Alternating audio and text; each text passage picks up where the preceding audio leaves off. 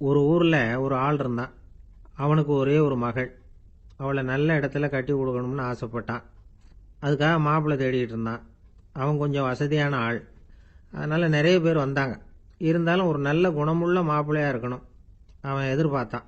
அப்படி இருக்கணும்னு தொடர்ந்து முயற்சி பண்ணான். கடைசியாக ஒரு 3 பேர் கிடைச்சாங்க. அந்த 3 பேரில் யாரை தேர்ந்தெடுக்கிறது, இதுதான் அவனுக்கு வந்த குழப்பம். இந்த நிலைமையில் ஒரு பெரியவரை தேடி போனான். அவர்கிட்ட தன்னுடைய பிரச்சனையை சொன்னான். அவர் கொஞ்சம் யோசனை பண்ணார். அதுக்கப்புறம் 3 பேரையும் கூப்பிட்டார். இதோ பாருங்கப்பா, உங்கள் 3 பேருக்கும் 3 மாத கால அவகாசம் தர்றேன். நீங்கள் இப்போ போகலாம். 3 மாதம் கழித்து திரும்பி வரலாம். அப்படி வரும்பொழுது இந்த 3 மாத காலத்தில் நீங்கள் செஞ்ச நல்ல காரியம் ஏதாவது ஒன்று சொல்லணும். அதை வச்சு உங்களில் ஒருத்தரை நாங்கள் தேர்ந்தெடுத்துக்கிறோம் அப்படின்னு சொன்னாராம். 3 பேரும் சரின்னு சொல்லிவிட்டு திரும்பி போயிட்டாங்க. 3 மாதம் ஆச்சு. அதுக்கப்புறம் ஒரு நாள் திரும்பி வந்தாங்க. அவர் அவங்கள கூப்பிட்டு உட்கார வச்சார். அப்புறம் கேட்டார், இப்போ சொல்லுங்கள், இந்த 3 மாத காலத்தில் நீங்கள் செஞ்சுருக்கிற ஏதாவது ஒரு நல்ல காரியத்தை சொல்லுங்க அப்படின்னார். முதல்ல ஒருத்தன் எழுந்திரிச்சு நின்னான். ஐயா, எங்கள் அப்பா இறந்த பிறகு அவரோட கணக்கு வழக்குகளை எடுத்து பார்த்துக்கிட்டு இருந்தேன். அவர் ஒரு வியாபாரிகிட்ட 10,000 ரூபா கடன் வாங்கியிருக்கிறதாக எழுதியிருந்தார். அந்த வியாபாரியும் இப்போ உயிரோடு இல்லை. இருந்தாலும் அந்த வியாபாரியோட மகனை தேடி கண்டுபிடிச்சேன். கணக்கு புத்தகத்தை காட்டினேன். எங்கள் அப்பா உங்கள் அப்பா கிட்ட 10,000 ரூபா கடன் வாங்கியிருக்கிறதாக இதை எழுதியிருக்கிறார். அதனால் அதை திருப்பி கொடுக்கறதுக்காக வந்திருக்கிறேன். இந்தாங்க அந்த பணம் அப்படின்னு சொல்லி கொடுத்துட்டு வந்துட்டேன் அப்படின்னு நானும். இதை பெரியவர் கவனமாக கேட்டுக்கிட்டார். அதுக்கப்புறம் 2வது இளைஞன் எழுந்திரிச்சான். ஐயா, நான் போன மாதம் ஒரு நாள் ராத்திரி வேளையில் ஒரு காட்டுப்பாதை வழியாக எங்கள் ஊருக்கு போய்கிட்டு இருந்தேன். அந்த சமயத்தில் அந்த வழியாக வந்துக்கிட்டு இருந்த ஒரு வழிப்போக்கர்கிட்ட 4-5 திருடர்கள் வம்பு வளர்த்து அவர்கிட்ட இருந்த பொருளை எல்லாம் கொள்ளையடிச்சிக்கிட்டு இருந்தாங்க. நான் உடனே ஒரு குச்சியை எடுத்துகிட்டு ஓடினேன். அந்த திருடர்களை அடித்து விரட்டினேன். பொருளை எல்லாம் மீட்டு அந்த வழிப்போக்கர்கிட்ட ஒப்படைச்சேன். அவரை பத்திரமா அழைச்சிக்கிட்டு போய் அவர் வீட்டில் விட்டுட்டு வந்தேன் அப்படின்னு நானும். இதையும் பெரியவர் கவனமாக கேட்டுக்கிட்டார். அடுத்தபடியாக 3வது இளைஞன் எழுந்திரிச்சான். ஐயா, போன மாதம் ஒரு நாள் நான் ஒரு மலைப்பாதை வழியாக போய்கிட்டு இருந்தேன். மலைப்பாதை விளிம்பில் ஒரு மதகு கட்டை, அது மேலே ஒரு ஆள் படுத்து தூங்கிட்டு இருந்தான். அந்த பக்கம் தவறி உருண்டு விழுந்திருந்தான்னா அதில் பாதாளம். அது மலையடி வாரத்தில் போய் தான் விழணும். அவ்வளவு பள்ளம். அது தெரியாமல் அவன் பாட்டுக்கு தூங்கிட்டு இருந்தான். நான் உடனே அவன்கிட்ட ஓடி போய் குனிஞ்சு அவன் முகத்தை பார்த்தேன். அப்போ தான் புரிஞ்சுது, அவன் ஏற்கனவே எனக்கு தெரியும். அவனை எனக்கு நிறைய கெடுதல் பண்ணியிருக்கிறான், இடைஞ்சல் கொடுத்தவன். இருந்தாலும் ஐயோ பாவம்னு நினச்சி அவனை எழுப்பி பாதுகாப்பாக வேற ஒரு இடத்துல படுக்க வச்சுட்டு வந்தேன் அப்படின்னு நானும். பெரியவர் இதையும் கேட்டுக்கிட்டார். அதுக்கப்புறம் அவங்க 3 பேரையும் பார்த்து, நீங்கள் போகலாம், நாங்கள் யோசித்து முடிவு பண்ணி உங்களுக்கு சொல்லி அனுப்புகிறோம் அப்படின்னாராம். அந்த இளைஞர்கள் புறப்பட்டு போயிட்டாங்க. அதுக்கப்புறம் அந்த பெண்ணோட அப்பாவை பார்த்து சொன்னார், இந்த 3 பேருமே நல்ல பிள்ளைங்க தான், அதில் ஒன்றும் சந்தேகம் இல்லை. இருந்தாலும் இந்த 3 பேர் செஞ்ச செயல்களையும் ஒப்பிட்டு பார்க்க வேண்டியிருக்கு. முதல் இளைஞன் நேர்மைக்கு எடுத்துக்காட்டாக விளங்குறான். இந்த காலத்தில் இது மாதிரி இளைஞர்களை பார்க்கறது ரொம்ப கஷ்டம்தான். இருந்தாலும் அவன் கடமையை தான் செஞ்சான். 2வது இளைஞன் நல்ல வீரன், தைரியசாலி. ஒரு வீரன் எதை செய்யணுமோ அதைத்தான் இவன் செஞ்சான். இவன் ஒரு லட்சிய மனிதன். 3வது இளைஞன் தன்னுடைய பகைவனுக்கே உதவி செஞ்சிருக்கான். அவன் உயிரை காப்பாற்றியிருக்கிறான். பகைவனுக்கு அருள்வதுங்கிறது ஒரு சாதாரண மனுஷனால் செய்யக்கூடிய காரியம் இல்லை. பகையை மறக்கிறதும் பகைவனுக்கு அருள்வதும் தெய்வீக பண்புகள். அதனால் இவனையே உன்னுடைய மகளுக்கு ஏற்ற மாப்பிள்ளையா தேர்ந்தெடுக்கலாம் அப்படின்னு சொன்னாங்களாம். ஒரு நல்ல நாளில் அவங்களுக்கு திருமணம் நல்ல விதமாக நடந்து முடிஞ்சுதான். இது சுவாமி சின்மயானந்தர் சொல்லியிருக்கிற ஒரு கதை. இதிலிருந்து நாம் புரிந்து கொள்ள வேண்டிய ஒரு கருத்து, நமக்கு கெடுதல் பண்ணவங்களுக்கும் நாம் நல்லது செய்யணும். ஆனால் நடைமுறையில் அப்படி நம்மளால் செய்ய முடியறதில்ல. அதுதான் சிக்கல். நம்மால் ஒருத்தங்கிட்ட கேட்டேன், ஏண்டா உன்னுடைய பகைவன் ஒருத்தன் அது மாதிரி ஒரு மலைப்பாதை மதகு கட்டையில் படுத்திருந்தா உடனே நீ என்ன நினைப்ப அப்படின்னு கேட்டோம். இது ஒரு அருமையான சந்தர்ப்பம்னு நினைப்பேன் அப்படின்னா. எதுக்குன்னு கேட்டோம். அவனை அந்த பக்கமாக உருட்டி கீழே தள்ளுறதுக்கு அப்படின்னா. ஒரு காடு, நல்ல மரம்லாம் செழிச்சு இருந்தது. அப்படிப்பட்ட காட்டில் ஒரு சாது இருந்தார். அவர் எப்படின்னா, எப்பவும் ஒரு மரத்தடியில் உட்காந்துருப்பார். ஏன்னா அவருடைய இருப்பிடமே அதுதான். அவர் என்ன பண்ணுவார், 3 கல் வச்சுருந்தார். செங்கல் மாதிரி இருக்கும், ஆனால் அதை விட கொஞ்சம் பெருசாக இருக்கும். எதுக்கு அந்த 3 கல்லுன்னா, அதுதான் அவருடைய படுக்கை. அதாவது தூங்குறப்ப ஒரு கல்லை தலைக்கு கீழே வச்சுக்குவார், இன்னொரு கல்லை இடுப்புக்கு கீழே வச்சுக்குவார், இன்னொரு கல்லை காலுக்கு கீழே வச்சுக்குவார். உடம்ப வந்து அப்படியே ஒரு தகட்டால் மூடிக்குவார். அப்படியே தூங்கி போடுவார்.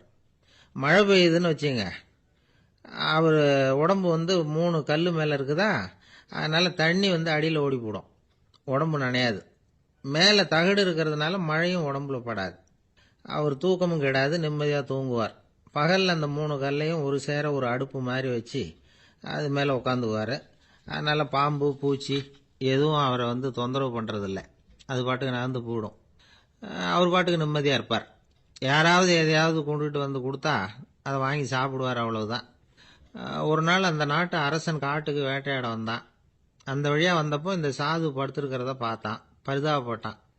ஐயோ பாவம், இவர் இப்படி இந்த கல் மேலே உடம்ப வச்சுக்கிட்டு தூங்குறாரு, என்ன பாடுபடுவார். இவரை நாம் வந்து அரண்மனைக்கு அழைச்சிட்டு போய் சுகமாக நிம்மதியாக இருக்கிறதுக்கு வழி செஞ்சு கொடுப்போம், அது ரொம்ப நல்லாயிருக்கும் அப்படின்னு நினச்சான். அப்படி நினச்சிக்கிட்டே அரண்மனைக்கு வந்துட்டான். அதுக்கப்புறம் ஒரு பல்லக்கையும் 2 சேவகர்களையும் காட்டுக்கு அனுப்பி அந்த சாதுவை மெதுவாக இங்கே அழைச்சிட்டு வந்துடுங்க அப்படின்னு சொல்லி அனுப்பி வச்சான். இவங்க போய் அவர்கிட்ட விவரத்தை சொன்னாங்க. எனக்கு என்னத்துக்கு அரண்மனை வாசம் அப்படின்னார். இருந்தாலும் மன்னர் உத்தரவு, நீங்கள் அவசியம் வரணும் அப்படின்னாங்க இவங்க.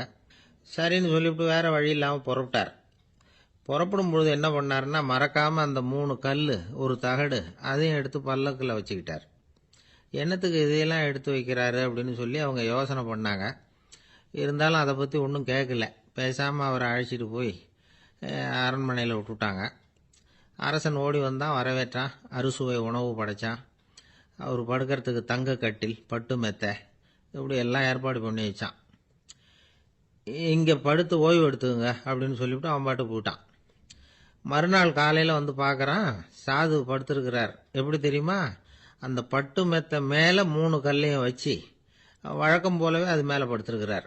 அதுக்கு மேலே தகடு. அரசன் பார்த்துட்டு அதிர்ச்சி ஆயிட்டான். என்ன சுவாமி இப்படி அப்படின்னா, சாது சொன்னார், எனக்கு வந்து தேவையும் இல்லை குறையும் இல்லை, எல்லா இடத்துலையும் எனக்கு ஒரே மகிழ்ச்சி தான் அப்படின்னார். மகிழ்ச்சிங்கிறது தங்க கட்டிலேயோ பட்டு மெத்தையிலேயோ இல்லை, அது வந்து மனசில் இருக்கிற ஒரு விஷயம்.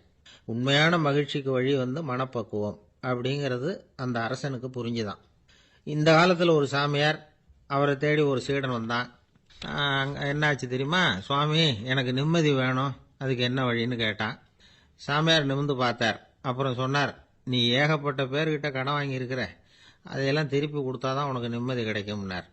இவனுக்கு ஆச்சரியம். அது எப்படி சாமி, அவ்வளவு கரெக்டாக நான் கடன் வாங்கினதை கண்டுபிடிச்சிங்க அப்படின்னா.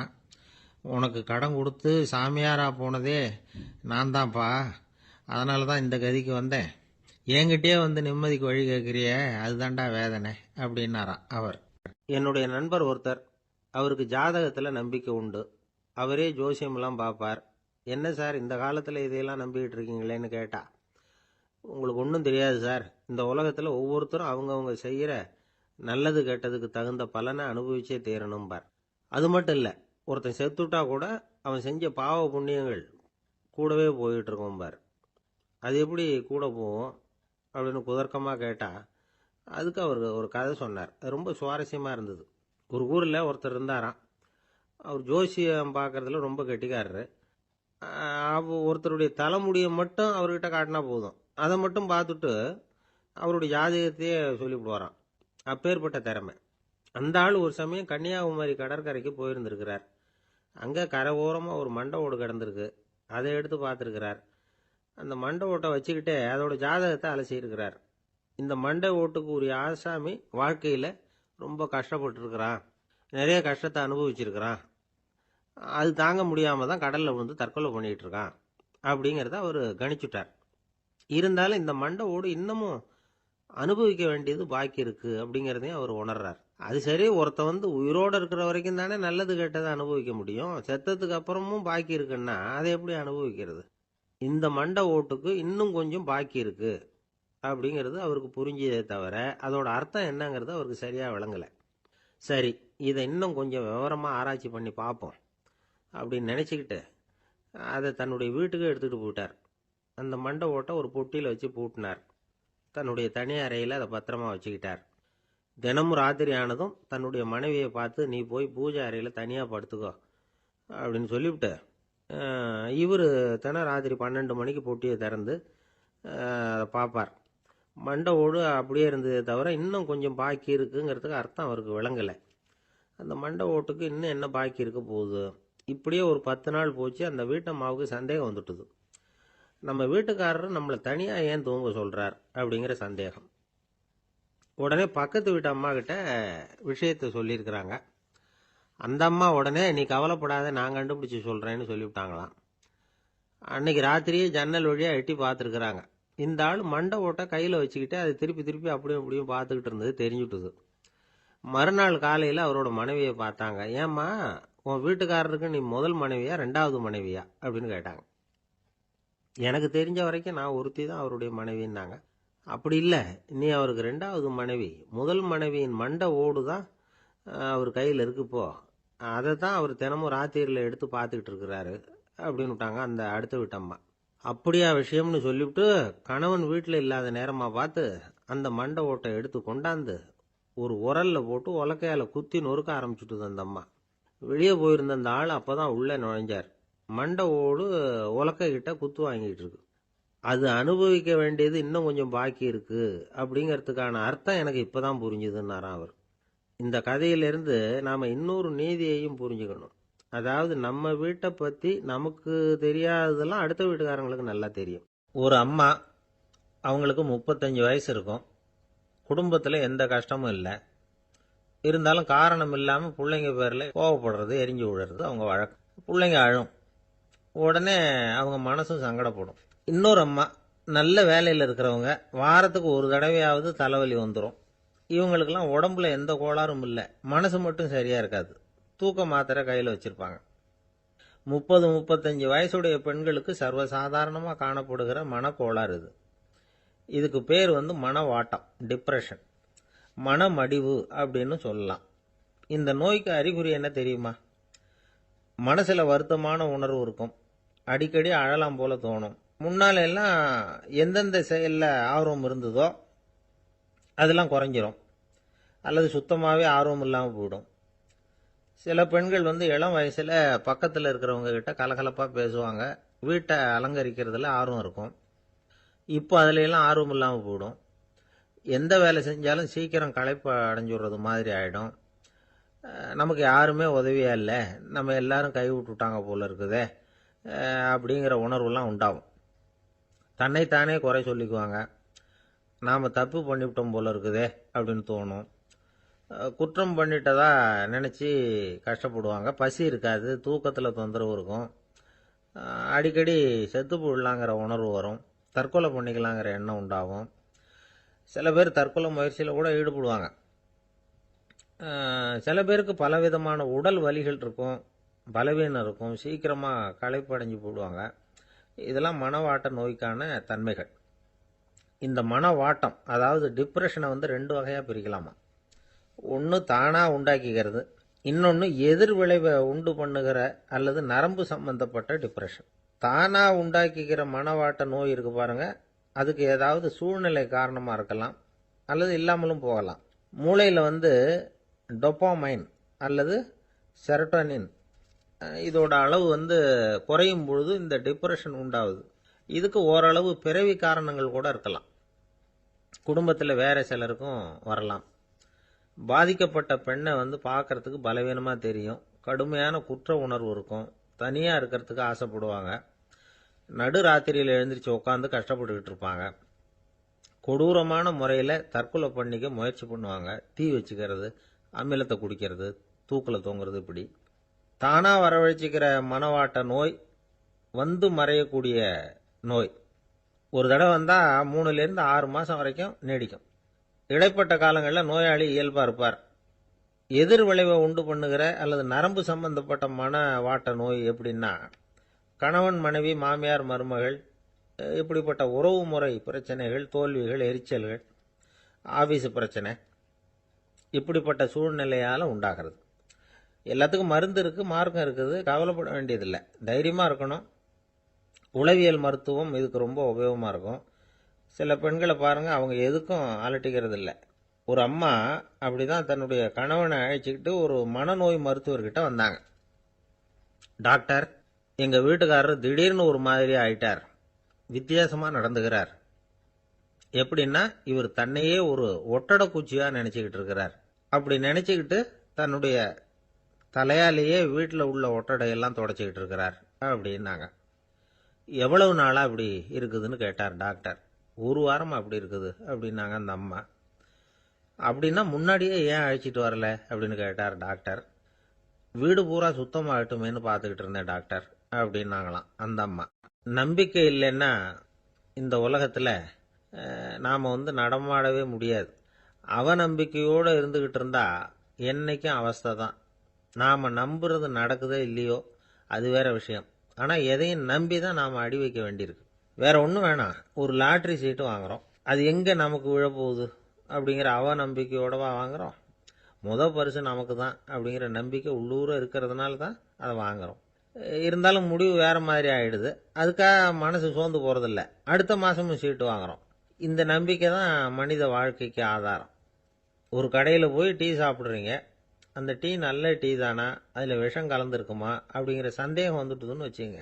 அதுக்கப்புறம் அதை எப்படி நீங்கள் சாப்பிட முடியும்? நம்பி தான் சாப்பிட்ணும். ரயில் ஒழுங்காக போய் சேருங்கிற நம்பிக்கை இருக்கிறதுனால தான் அதில் ஏறி உட்காடுறோம். லெட்டர் ஒழுங்காக போய் சேருங்கிற நம்பிக்கை இருக்கிறதுனால தான் பெட்டியில் போடுறோம்.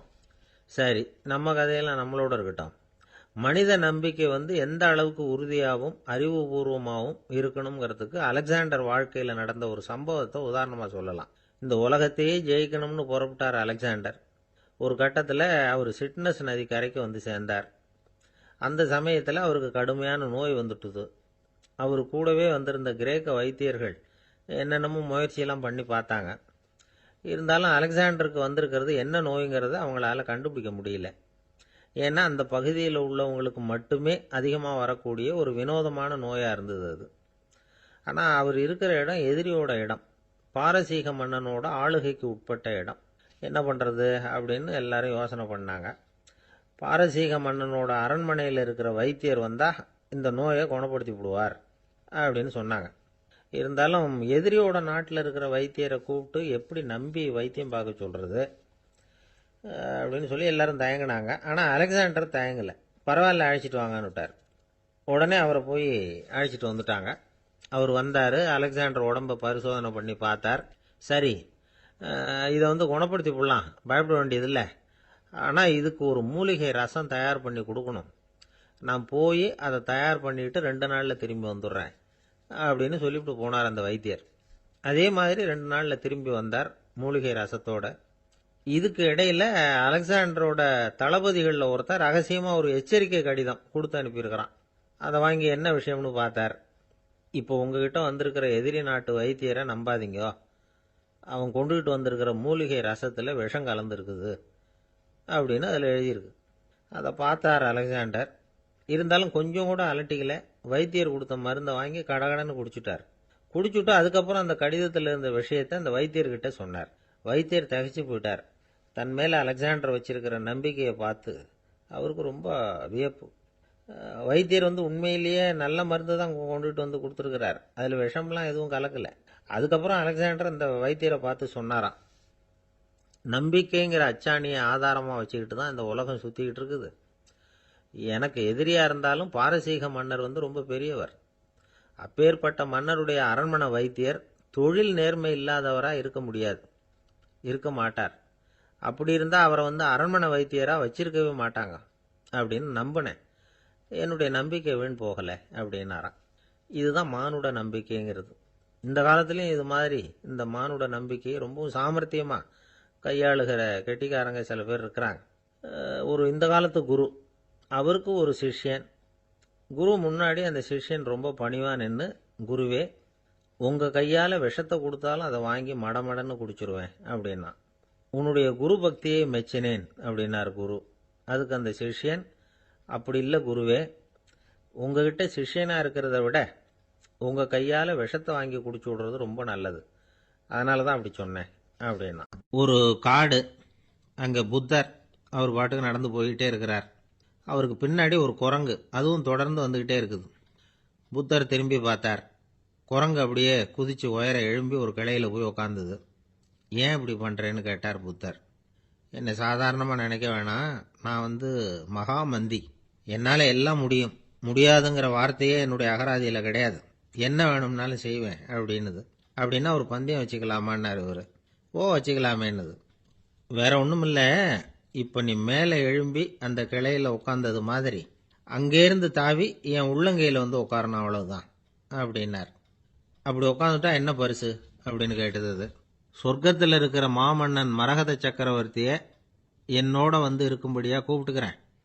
அந்த சமயத்தில் அவருடைய அரியணை வந்து அங்கே காலியாயிடும், நீ அதில் போய் உட்காந்துக்கலாம். பந்தயத்தில் தோத்துட்டா ஒரு கல்ப காலம் இந்த பூமியில் வாழ வேண்டியிருக்கும். அதுக்கு பிறகுதான் என்கிட்ட வர முடியும். என்ன சொல்ற அப்படின்னார். குரங்குக்கு தாவறது ஒரு பெரிய காரியமா? இது எனக்கு ரொம்ப சாதாரண விஷயம், என்ன இப்பவே தாவட்டுமா அப்படின்னுது. சரின்னு சொல்லி உள்ளங்கையை நீட்டினார். அவருடைய கை தாமரை இலை அளவுக்கு அப்படியே விரிஞ்சுது. குரங்கு சௌரியமா வந்து உட்கார்றதுக்காக. குரங்கு தாவறதுக்கு தயாராச்சு. அதுக்கு முன்னாடி ஒரு சின்ன யோசனை அதுக்கு. இந்த கிளையிலேருந்து அந்த கைக்கு தாவறது எனக்கு ரொம்ப அற்பமான ஒரு வேலை, இது ரொம்ப சாதாரணம், என்னுடைய கௌரவத்துக்கு இது சரியா இருக்காது. அதனால நான் என்ன பண்ண போறேன்னா, இங்கேருந்து கிளையிலேருந்து அப்படியே உயர எழும்ப போறேன்.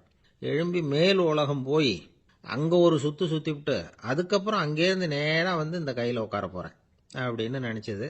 என்ன யோசிக்கிற அப்படின்னார் புத்தர். ஒன்றும் இல்லை, இந்த பாயிரம் பார் அப்படின்னு சொல்லி தாவி உயர போயிட்டுது.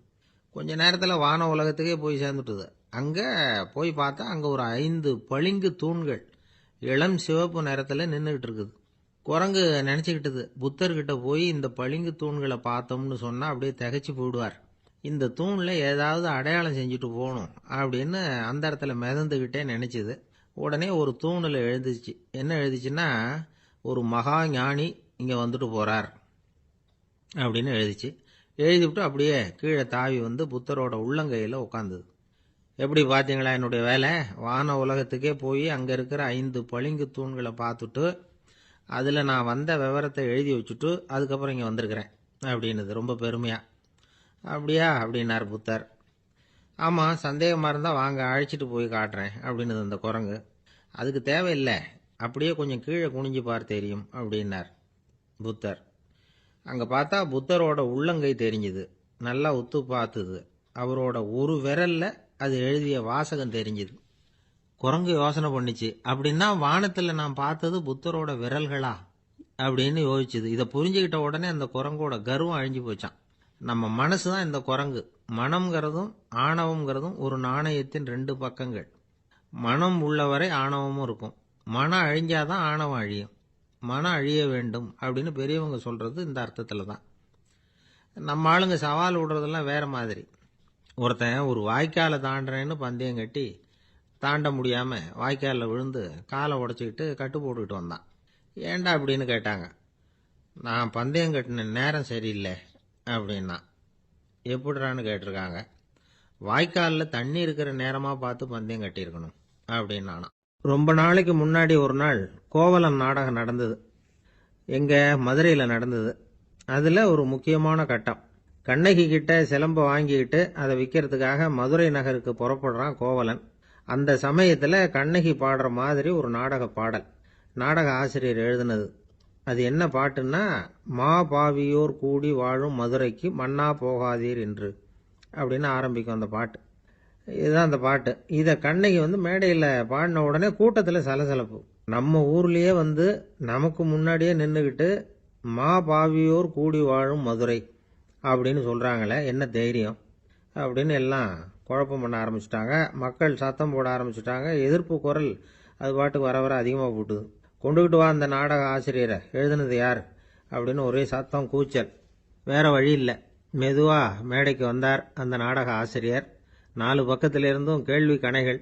மக்களை பார்த்து கொஞ்சம் அமைதியாக இருங்கோ அப்படின்னு சொல்லிவிட்டு தன்னுடைய விளக்கத்தை சொல்ல ஆரம்பித்தார் அந்த நாடக ஆசிரியர். மா அப்படின்னு சொன்னால் திருமகளாகிய லட்சுமி அப்படின்னு அர்த்தம். பா அப்படின்னா கலைமகளாகிய சரஸ்வதி. வி அப்படின்னா மலைமகளாகிய பார்வதி. மா பாவியோர் அப்படின்னா திருமகளும் கலைமகளும் மலைமகளும், இவங்க மூவரும் அப்படின்னு அர்த்தம்.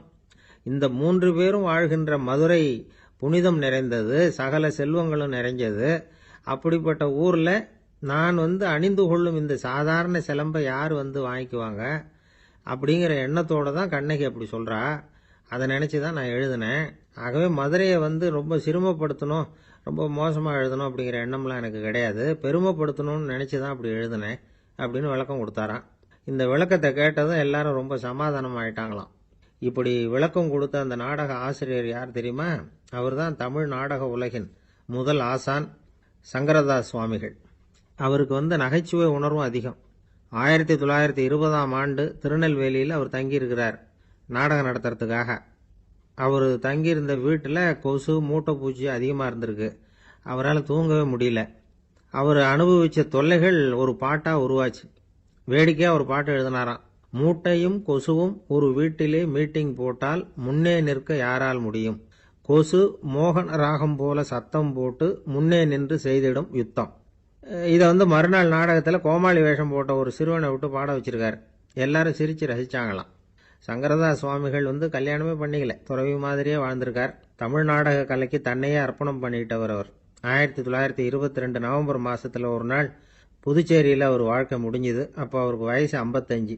சங்கரதாஸ் சுவாமிகள் நாடக ஆசிரியர் மட்டும் இல்லை, மேடை நாடக இயக்குனர், தயாரிப்பாளர், அவரே ஒரு சிறந்த நடிகர். ஒரு தடவை சாவித்திரி நாடகத்தில் இவர் யமதர்மனா வேஷம் போட்டு நடிச்சிருக்கிறார். நாடகம் பார்த்துக்கிட்டு இருந்த கருவுற்ற ஒரு பெண்மணிக்கு பயத்தினால அங்கேயே குழந்தை பிறந்துட்டு தான். அந்த நிகழ்ச்சிக்கு அப்புறம் இவர் இந்த வேஷம் போடுறப்போலாம் ஜனங்களுக்கு முன்கூட்டியே எச்சரிக்கை கொடுக்க ஆரம்பிச்சிருவாராம். அதாவது அப்படி யாராவது பயப்படுறவங்க இருந்தால் கொஞ்சம் கண்ணை மூடிங்க அல்லது எழுந்திரிச்சு போடுங்கன்னு. நடிப்புன்னா அப்படிலாம் இருக்கணும். இந்த காலத்தில் நடிகர் ஒருத்தர் சொன்னார், சார் நான் இந்த நாடகத்தில் நடிக்கிறப்போ முகத்தில் நவரசங்களையும் காட்டி நடித்தேன், உணர்ச்சிகளை எல்லாம் நல்லா காட்டி நடித்தேன். அப்படி இருந்து ஜனங்கள் கல்லை எடுத்து மேடையில் வீசிவிட்டாங்க சார் அப்படின்னார். நாடகத்தில் உங்களுக்கு என்ன வேஷம் அப்படின்னு கேட்டாங்க. அது செத்து கிடக்கிற பணமாக நடித்தேன் சார் அப்படின்னார்.